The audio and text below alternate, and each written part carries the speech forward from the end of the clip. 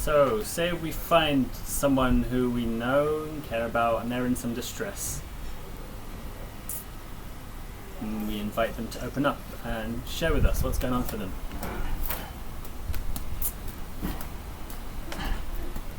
Now, when we respond to them, we tend to do it with some habitual responses which tend not to help. They tend to come from our head rather than our hearts. And they often take the attention away from the person who needs attention and bring it to us. For example, like one-upping or storytelling. You just pull the attention back to us. Some of us are in the habit of giving advice or educating or trying to fix the person. So, for example, I know this good book that you should read, or maybe you should try and take this kind of something. Some of us are more in the habit of sympathizing, commiserating, or consoling. So, getting a bit too involved, you poor thing. Others just directly divert, block, and shut the person down. Well, if we really want to support this person, we really want to offer them some genuine empathy, this requires us to unlearn all these habits. Now, this can be really difficult for most of us, and even more so if the person we're trying to empathize is really close to us, because often what happens is what's up for them stimulates what's up for us, and we have this resonance.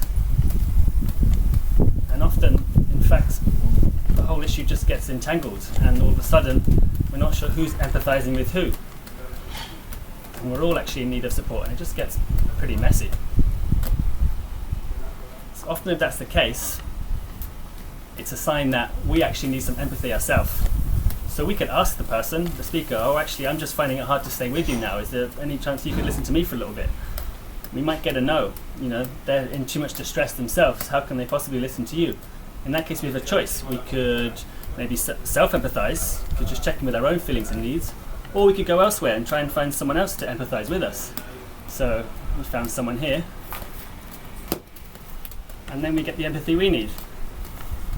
And if we get enough empathy that we get some kind of release, we can return to our friend and offer them the empathy again once we're fully resourced.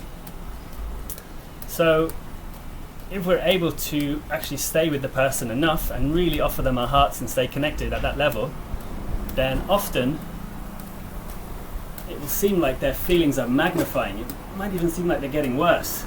They might start crying. They might start shouting or shaking or sweating, talking incessantly. If we're able to just stay with it, to stay in empathy, to stay connected at the heart level, then often this will start to settle. They'll notice a shift. There'll be a release of tension. They'll find some stillness, some calm.